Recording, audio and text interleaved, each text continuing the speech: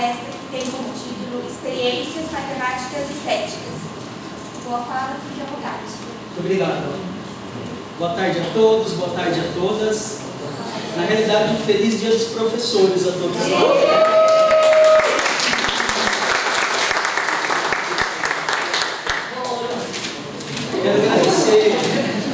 Quero agradecer o convite, né, da comissão organizadora desse seminário.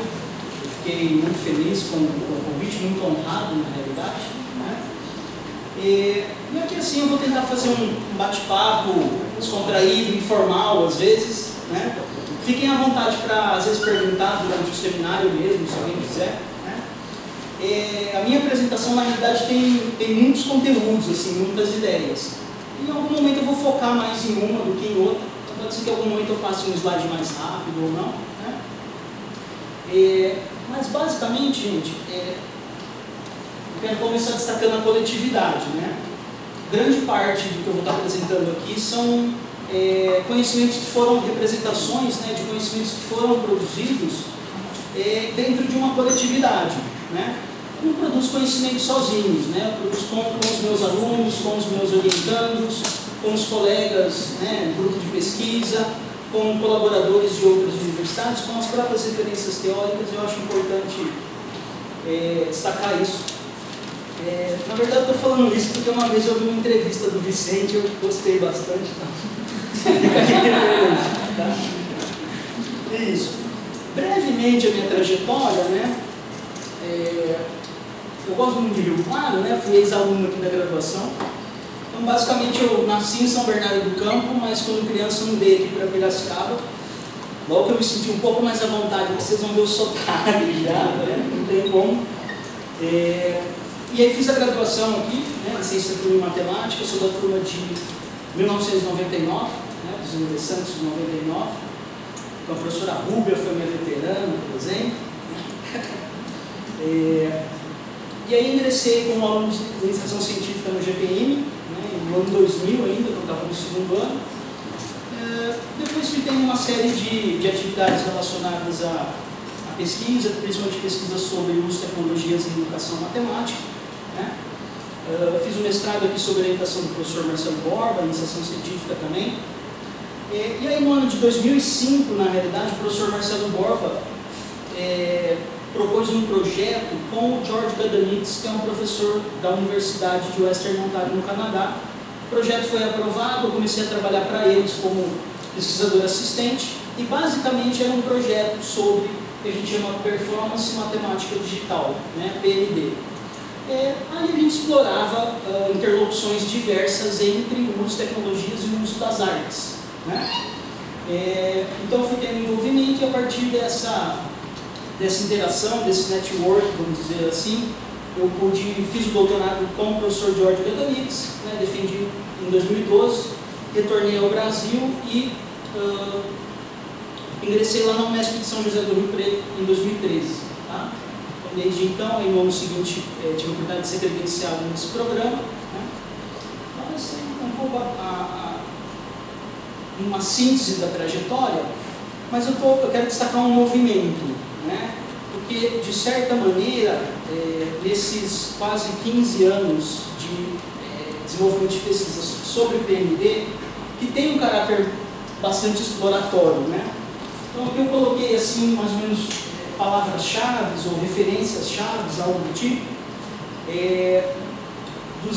baseado nos diferentes designs de pesquisas que têm sido desenvolvidas em nível de mestrado, às vezes em nível de doutorado, né? São poucas pesquisas, né, na realidade.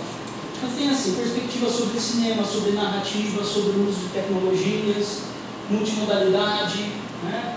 Algumas referências com base no teatro, às vezes, dependendo da modalidade artística, né? Muitas vezes usa, enfim, o cinema, a música, né, a poesia e assim por diante.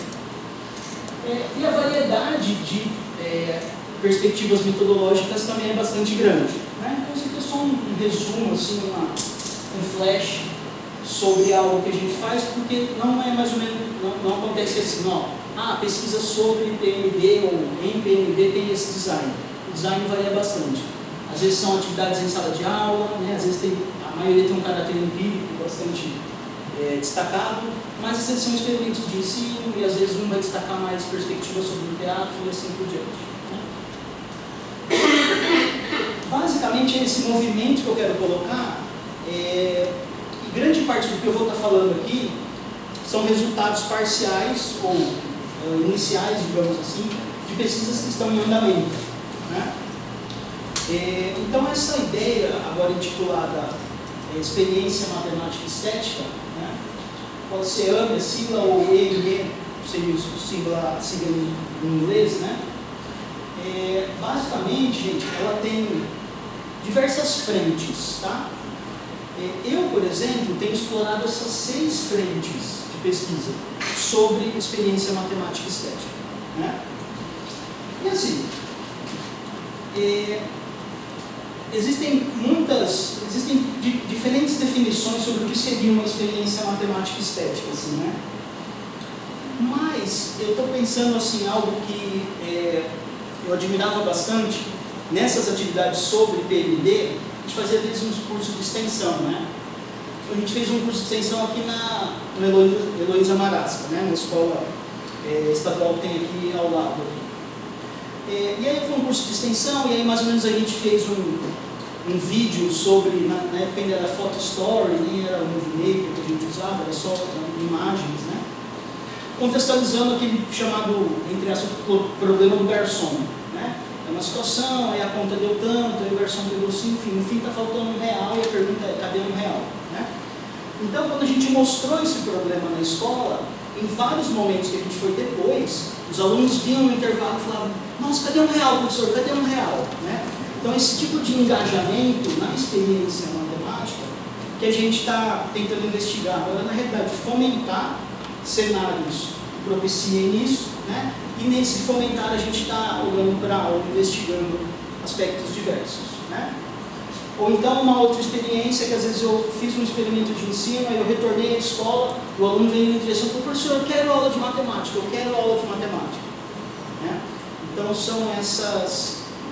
seria esse engajamento visceral, né, em atividades matemáticas, visto que a imagem pública da matemática não é tão positiva assim, né? Então, ó, a primeira perspectiva, ela assim, tem um caráter mais teórico. Então eu fiz uma abordagem inicial, e a ideia é que após perpassar por essas outras perspectivas que são mais empíricas, eu consiga, num futuro breve, não sei se hoje vem ou depois, retomar essas perspectivas teóricas para tentar propor um tipo de microavanço, tá? Mas assim, a ideia de pensamento matemático sensível, eu estou utilizando 2 autores principais, tá? O John Dewey, né? Isso eu peguei só esse livro, mas, por exemplo, por que eu quero retomar? Eu quero mais ou menos compreender, né, num futuro isso, toda a trajetória bibliográfica do John Dewey para saber em que momento ele escreveu isso, né? Por enquanto eu estou olhando só para esse livro, mas eu quero saber às vezes se tem um primeiro Dewey, depois um segundo Dewey e assim por diante, né? Mas a arte como experiência e o Augusto Boal, né, na estética do oprimido, né? E tem um clássico anterior a esse, que é o teatro do oprimido, né? Bastante fundamentado na pedagogia do oprimido, por Paulo Freire. Mas olha só, as principais perspectivas sobre estética em matemática e educação matemática, elas vão mais ou menos em direção àquilo que é entendido como belo, né? Então eles vão falar assim, ó, há uma beleza em alguns objetos geométricos, olha aqui essa simetria, olha aqui essa outra característica, né? Vamos falar também assim, olha como a geometria é utilizada na elaboração nas artes visuais, por exemplo, né? De novo a simetria, aquele ponto de fuga e assim por diante, projeções. Mas também vamos falar assim, de uma beleza, de uma certa estrutura matemática, uma estrutura algébrica, né? A maneira como alguns símbolos são utilizados, e aí como a simbologia, né, a notação utilizada às vezes proporciona algum avanço, né, naquela área da matemática. Aí vamos falar de fractais, vamos falar de perspectivas sobre música, né? Tá? Em algum momento eu vou comentar aqui que noção que a gente tem sobre música, que é uma concepção ocidental, ela tem a sua gênese ligada à escola de Pitágoras, com o experimento do monocórdio, né? Então tem esse, como eu posso dizer, esse engendramento entre conceitos matemáticos e conceitos artísticos, do ponto de vista do belo. Né? Mas aí, a ideia de se desenvolver uma experiência que seja estética, né, também pode ter um caráter pedagógico, né, que seria, enfim, utilizar essas expressões artísticas para o ensino de matemática. Então, às vezes, ensinar frações por meio de teorias musicais, ou, enfim, ensinar aspectos geométricos por meio de algumas obras de arte e assim por diante. Mas olha só, a Natalie Sinclair, ela já chama atenção para um aspecto que é importante, né? Principalmente a gente usando John Dewey e assim por diante. Não necessariamente uma experiência estética está ligada às artes. Né? Talvez seja uma condição suficiente, na maioria das vezes, mas não é uma condição necessária. Tá? Então, ela chama atenção para isso. Então, existem possibilidades de se desenvolver uma experiência estética que não necessariamente seja por meio das artes. Né? Aí, olha só que o John Dewey vai lá e comenta para a gente. Uma experiência estética só pode compactar-se em um momento no sentido de um clímax de processos anteriores de longa duração. E aí se chegar em um movimento excepcional que abarque em si todas as outras coisas e o faça a ponto de todo o resto ser esquecido. O que distingue uma experiência como estética é a conversão da resistência das tensões, de explicitações que em si são tentações para a digressão, em um movimento em direção a um desfecho, inclusive gratificante. Tá? Então, olha só. Seria uma experiência que ela é visceral, assim, tá? Uma surpresa, uma grande surpresa. Na realidade, você tem um sentimento diferenciado, né? E que, de alguma maneira, tudo aquilo que você viveu até o momento foi o que possibilitou a emergência dessa sensação, né? Dessa experiência, mas não são todas. Ela tem que ser, inclusive, gratificante. Então, outro dia, por exemplo, eu testemunhei um acidente de trânsito. Aí, assim, foi algo de um clímax, na realidade. Né? Foi uma experiência visceral, assim. Aí, de parar, socorrer, né? Chamar um resgate, coisa e tal, tudo isso. Eu fiquei pensando, né? Será que foi uma experiência estética? Fiquei pensando, assim, porque o clímax era algo muito diferente de estar se experienciando, né? E aí depende, né? Uma primeira opinião fala assim, não é, né? O cara se machucou, né? Teve vítima, coisa e tal, então não foi.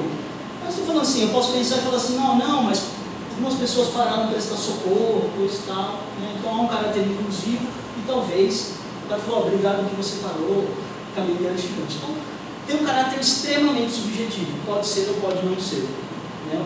Uma mesma experiência, ela pode ser ou não ser estética para uma dada pessoa. E o Augusto Boal, né? Gente, só um segundo só. Eu estou com um problema de saúde na família, eu preciso atender aqui na realidade.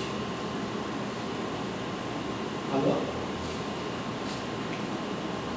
Sim? Quem é? Sim. No anfiteatro.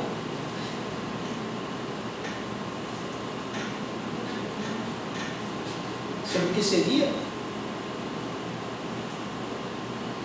Agora? Tá bom, então. Pessoal, vou ter que pedir licença para vocês aqui assim, tá? Na realidade, existem algumas autoridades aí fora, tá? Querendo falar comigo. Parece que eu não posso apresentar essa palestra. Tá? Vou pedir licença para vocês.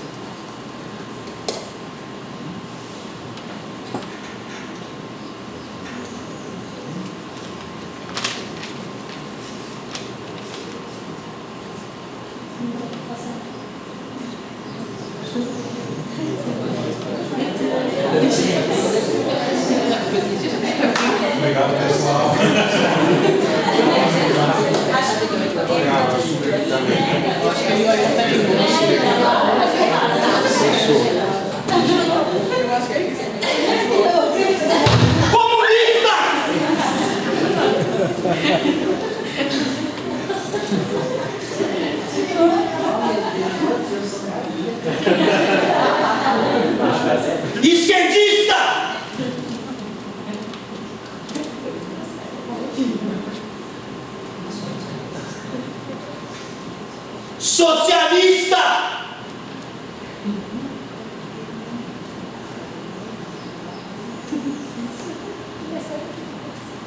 feminista,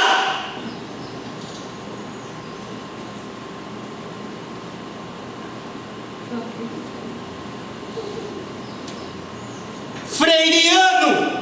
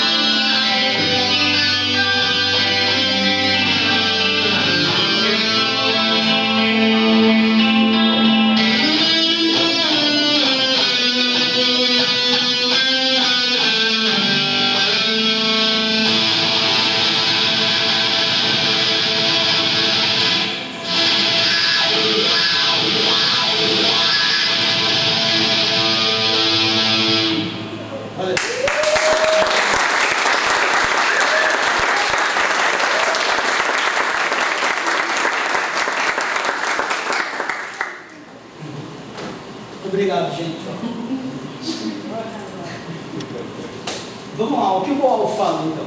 Tá?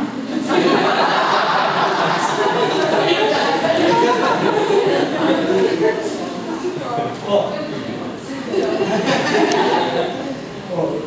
Então, ó, olha só, na realidade ele vai falar que algo que perpassa fortemente pelo audiovisual é uma possibilidade de empoderamento, certo? Então, ó, palavra, imagem e som, que hoje são canais de opressão, devem ser usados pelos oprimidos como forma de rebeldia e ação. Não basta consumir cultura, é necessário produzi-la. Não basta gozar arte, é necessário ser artista. Não basta produzir ideias, é necessário transformá-la em atos sociais, concretos e continuados. Em algum momento escrevi que ser humano é ser teatro, devo ampliar o conceito. Ser humano é ser artista. Arte e estética são instrumentos de libertação.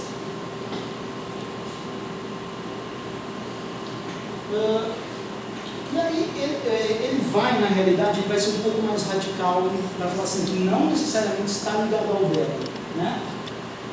E aí, num outro momento, ele vai falar que numa concepção de estética democrática, tá, é fundamental tornar os seus participantes capazes de produzir as suas obras, tá?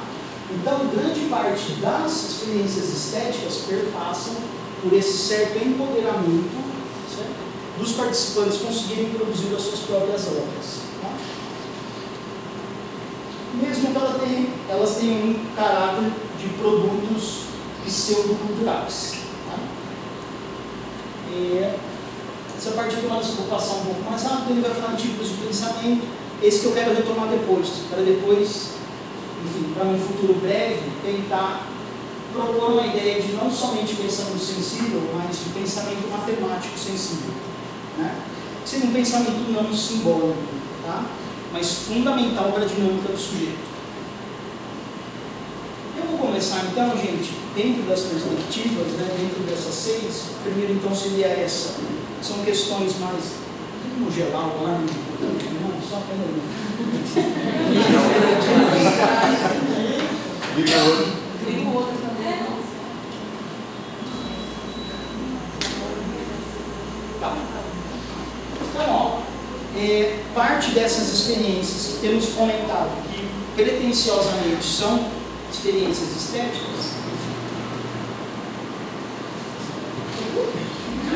fica assim já. Vai ficar lembrando, desligando, a gente desliga. Uma ideia então é fomentar atividades que perpassem pelo pensamento computacional pelas artes, nesse uso integrado. Tá?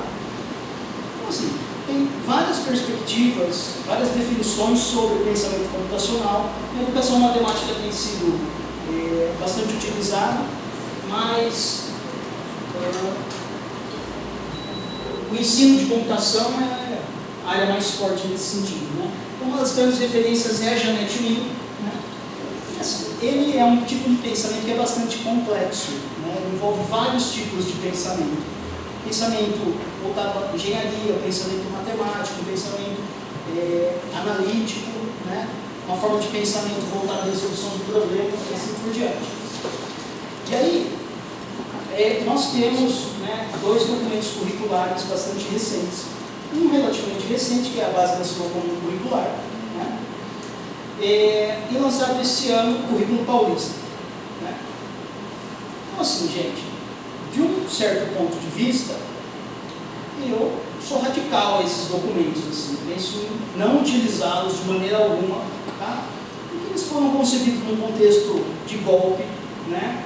Foram concebidos, então, assim, seria uma subversão, né? Eu acho que é importante nos posicionarmos de maneira subversiva a esses documentos. No entanto, é muito difícil, principalmente não só como educador matemático, mas como professor de estágio supervisionado, não mencionar esses documentos. Né?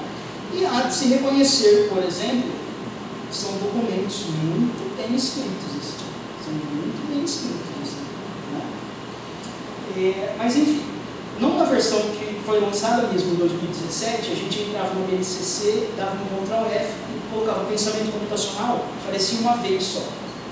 Tá? Agora, se eu não me engano, aparecem 9. Tá? Então, é uma habilidade destacada na BNCC. Tá? E o currículo paulista destaca menos, né? Mas a gente tem um Ctrl F, na palavra estética, no documento, no currículo paulista, aparecem muitas ocorrências. Tá? Muitas ocorrências, inclusive experiência estética. Tá? Eu não anotei aqui, mas eu não lembro quantas agora, mas eu diria mais de 20. Bom, mais de 20 vezes no documento. Estou chutando aqui, não esqueci o número exato, mas... só que eles estão localizados em 2 tópicos específicos. Primeiro, ensino de artes, né? E no segundo, um pouco na parte assim, língua portuguesa e literatura. Né? Então, é um tipo de, é uma concepção, é um tipo de habilidade, né? Digamos assim, que não perpassa o eixo de matemática. Tá? Se formos pensar em integrar as disciplinas, acho que seria importante, né? Mas essa concepção de estética que está no próprio currículo para a matemática global. Então, esse aqui é um dos aplicativos, né? Criados pelo George Gadanitz, né? E que eu tenho utilizado em diversas situações, principalmente com alunos dos anos iniciais, né? Então, a gente tem uma concepção que é importante sobre o currículo, que é assim,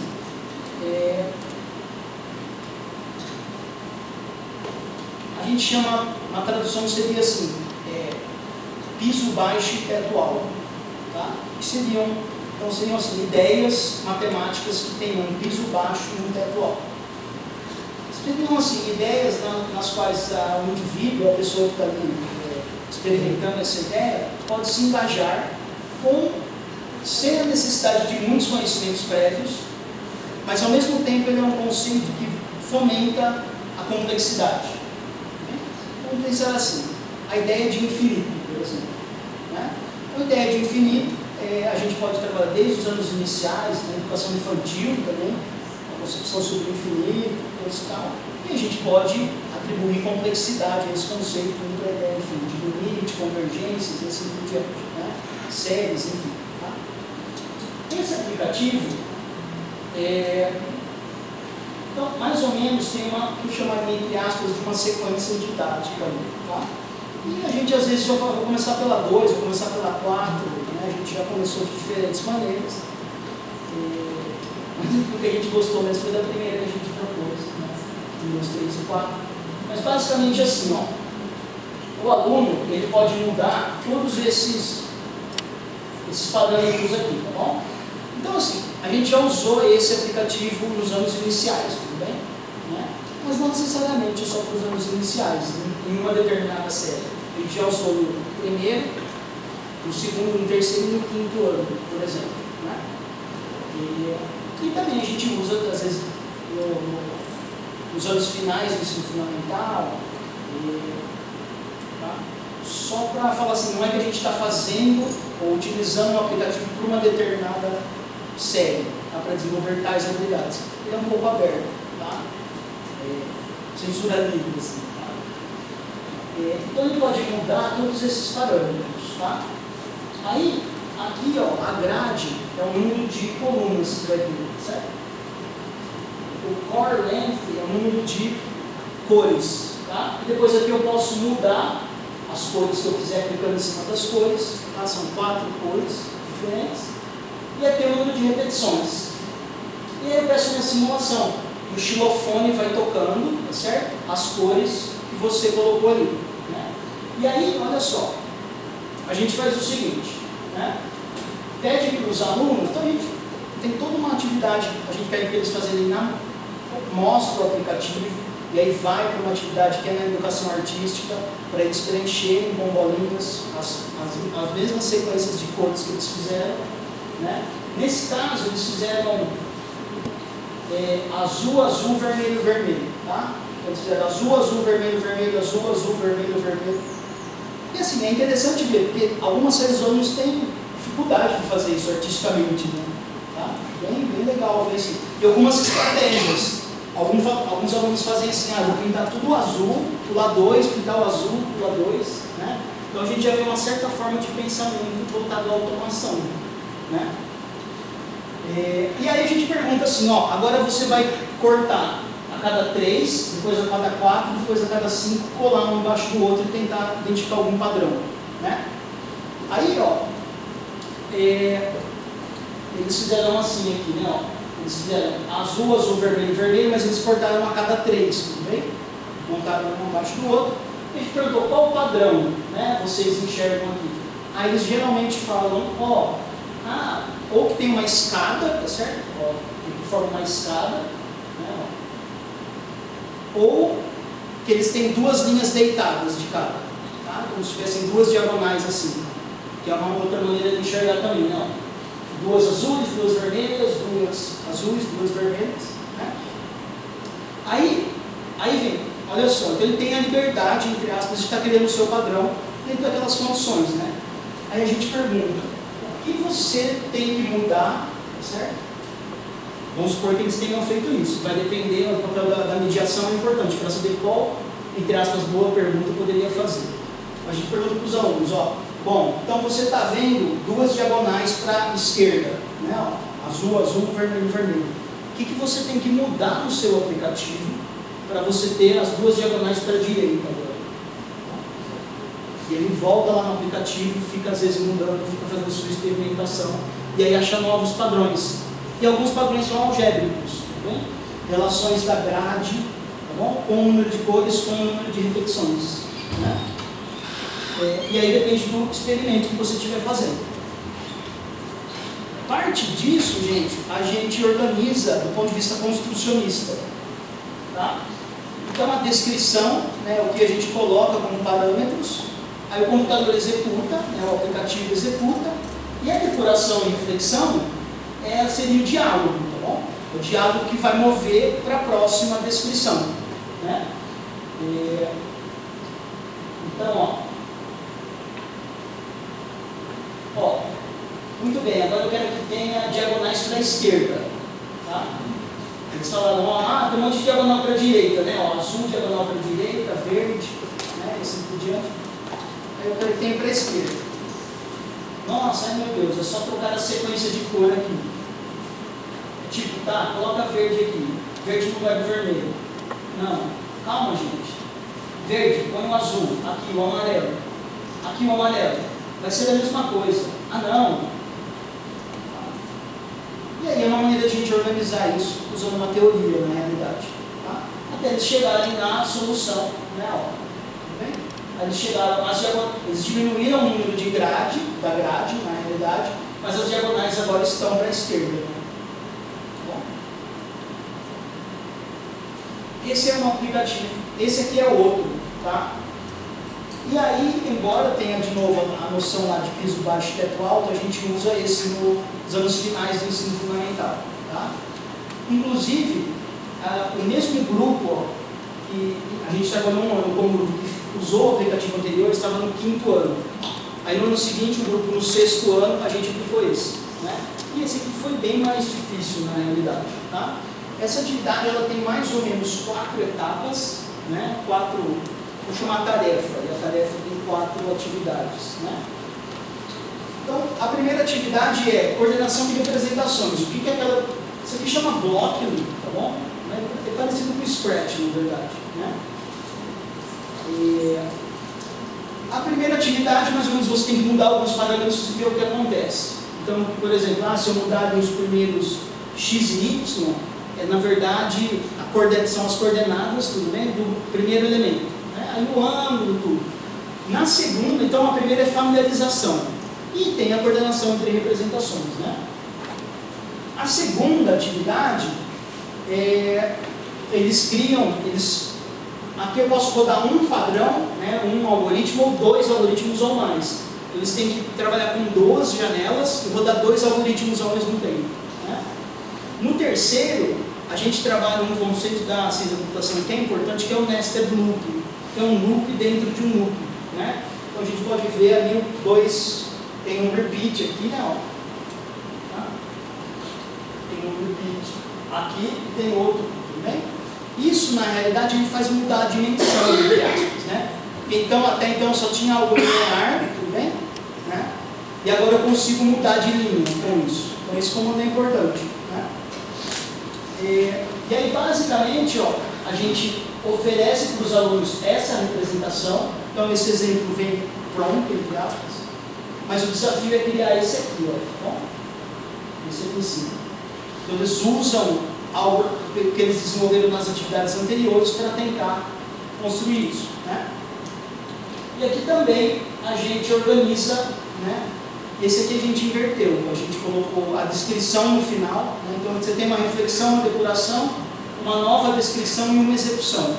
Então esse aqui mostra um episódio, tá? E assim, o que é interessante? Tem mais de uma resposta para esse problema e às vezes tem uma resposta que é aproximada, né? Se vocês olharem esse aqui, já ficou legal, né? Ó, tem um espacinho aqui, né? Então dava para ter dado uma sintonia fina no XY, certo?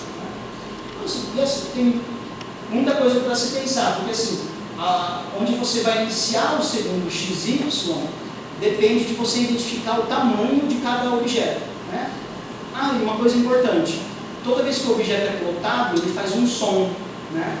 E aí o aluno tem ele tem aqui, ó, ele escolhe o formato do objeto, tá certo? E o som que ele vai emitir, se é de piano, de guitarra e assim por diante, né? Então, por que a gente colocou isso? Para ver se às vezes esses elementos estéticos, sonoros no caso, influenciariam na criação do objeto, né? E outras perspectivas que dá para pensar nesse algoritmo como poesia também, né? Há um caráter poético aí colocado, né? Uma outra maneira que a gente analisa também então essas ações têm sido feitas principalmente em experimentos de ensino. E aí, a gente nessa situação, por exemplo, aqui, se baseou nas habilidades ou nas fases de resolução de problemas de acordo com o código, tá? Então, quem fez isso originalmente foi o Schoenfeld, tá? O Alan Schoenfeld. E inspirado nessa. Então, aqui seria a linha do tempo, certo? E aí, eles começaram explorando, eles passaram por uma fase de análise, depois eles exploraram, depois eles planejaram, depois exploraram novamente, né? E algo que aparece assim: geralmente, quando a solução, eles não encontram a solução, a maioria desses gráficos eles exploram poucas habilidades, eles ficam muito tempo numa mesma habilidade, tá? Então esse aqui é só um exemplo. E aí a Lara Barbosa, no mestrado, né, sobre fractais, construção de fractais com GeoGebra, fez isso de maneira muito mais aprimorada do que a gente estava fazendo antes, né? Então, essa aqui são habilidades do pensamento computacional e essa é a linha do tempo, cada 1 minuto, né? Então, em diversas situações, diversas ações dos alunos, mais de um tipo de habilidade está envolvida, né? Para construir aqueles objetos ali com o GeoGebra. Cara, só uma dúvida. Não sei se é assim que eu posso dizer, né? Mas como que vocês medem essas habilidades do pensamento computacional? Se é assim, né? Na realidade não é medir, é assim, identificar. Então existem algumas características, alguns elementos que caracterizam aquela habilidade, né? Então, por exemplo, decomposição e generalização, né? Deixa eu identificar aqui então qual é o padrão do meu fractal, tá bom? Então o que eu tenho que identificar para, de certo modo, desdobrar aquilo, né? Qual vai ser a minha unidade ali. Então, essas características aí a gente mais ou menos define na metodologia, né? E fala assim, falas nesse sentido ou ações com o computador nesse sentido caracterizam essa habilidade, né? Então, deixa eu ver o que vai dar. Chamou a atenção no trabalho da Lara, que um dia desse foi passado no GTI, né? E ela trouxe uma situação muito próxima dessa daqui, que não é essa em especial, porque o que me chamou a atenção é que, entre aqueles aspectos que você elenca ali na esquerda, não havia ocorrência simultânea. ela trouxe 4 gráficos, assim, 4 tabelas, né? E aí eu perguntei, e aí ela falou que, por exemplo, ali como é linha do tempo, se não estou enganado, nos exemplos que ela trouxe era de 1 até 21 minutos. E eu questionei o seguinte: num minuto acontece muita coisa. E aí, da forma como separa, pode ser que a gente não consiga de fato enxergar porque não foi esmiuçado. Eu sei quão difícil é. Se você voltar no anterior, por favor. Ó, aí eu percebi isso que apareceu no Dalara. Não ocorre a simultaneidade nos aspectos. Nesse caso não ocorreu, porque a gente aqui não são habilidades do pensamento computacional, são habilidades da resolução de problemas. Então já tem isso. E a gente fez uma distinção muito clara sobre o que caracterizava o quê. Tá? Então é entender o problema, tudo bem? Enfim, eu volto nisso, pode ser? Mas é uma boa observação, não se sobrepõe, né? Tá. Uma resposta inicial é tentando justificar, porque são tipos de categorias diferentes. Só uma pergunta, já que a gente está aí, por que na verificação não apareceu nada? Tem como apontar alguma coisa? Desculpe. Onde? No segundo item. Nesse momento eles não foram lá e falaram, deixa eu ver o que vai acontecer. Mas isso está do início ao fim aí ou só pegou um trecho? Só um trecho. Tá? Deve ter 6 minutos, eu acho. Obrigado.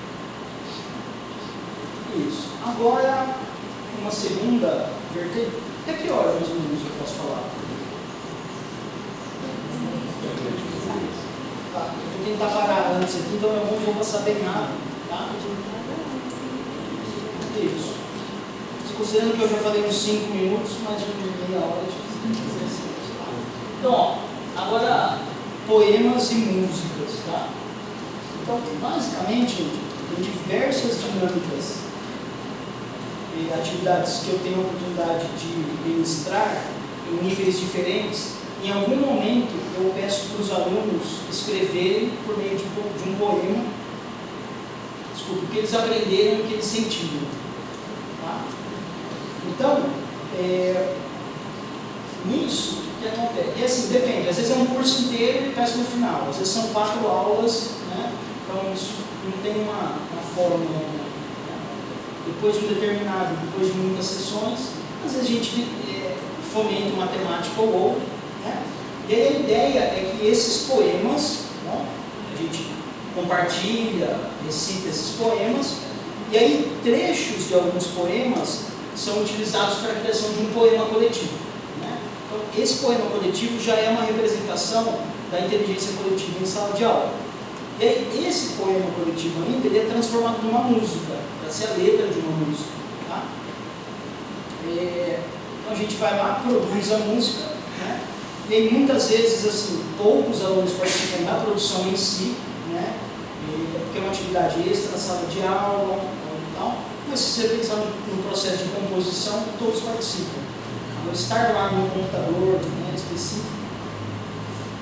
E aí é o que eu já mencionei, é esse paralelo que tem forte entre a história da matemática e a história da música. Né? Então, a gênese da música ocidental está ligada ao experimento do monocorde na escola de Pitágoras. Então, a partir de razões, tudo bem? De uma corda tensionada, né, da medida de uma corda tensionada, foi possível criar o solfejo, por exemplo. Dó, ré, mi, fá, sol, lá, si, dó. Né? E depois, com os acidentes, todos os sustenidos, bemóis e assim por diante. Então, vários conceitos da música eles podem ser utilizados para ensinar conceitos matemáticos. Por exemplo, o conceito de frações. Né? Então, seja por essas razões da corda tensionada, ou, por exemplo, pelo tempo da nota. Bom, se uma nota vai ter 4 tempos, 2 tempos, 1 tempo, meio tempo, tá? Semibreve, mínimo, semínimo e assim por diante. Eu esqueci de mencionar só, gente, eu dispersei um pouco. Depois que os alunos fazerem aquelas coisas, aquelas sequências recortarem, eles tocam o xilofone, certo? Né? A sequência que eles têm que tocar, então, por exemplo, azul, azul, vermelho, vermelho, azul, azul, vermelho, vermelho. Enquanto um aluno toca, os outros alunos têm que fazer esse movimento no tapete, certo? Das cores. Né? Então, vai também para uma representação do corpo, também uma coordenação entre a representação que é visual, sonora e corporal. Né? Isso. Então, eu vou colocar um exemplo aqui. Esse aqui foi o que eu fiquei de baixar e não deu, tá bom? Eu cheguei aqui, não tinha internet, coisa e tal, esse aqui não deu. Mas, por exemplo, isso aqui com a turma de Licenciatura em Pedagogia lá do BIOS, 2017, né? Então elas foram e fizeram o tema escolhido foi material dourado, tá bom? Né? E teve toda uma discussão, e aí, se eu tivesse o exemplo aqui, eu mostraria, tá? Está bem difícil de entender assim na realidade, mas basicamente aqui no final, aqui, ó, tá? Elas sabiam o campo harmônico que estava sendo trabalhado e a gente tinha que criar um instrumento no software. Eu tinha que saber a nota, tinha que saber o tempo da nota, tá? E aí ela falou assim, eu falei, vai ser um quarto ou um oitavo? Né? E a gente foi discutindo isso, o tempo da nota, coisa e tal. E assim, gente, mais ou menos isso aqui, ó, tá? Isso aqui já é uma outra música, tá? É com uma turma de graduação em matemática, licenciatura, é uma música sobre PA e PG, né? Aí, ó,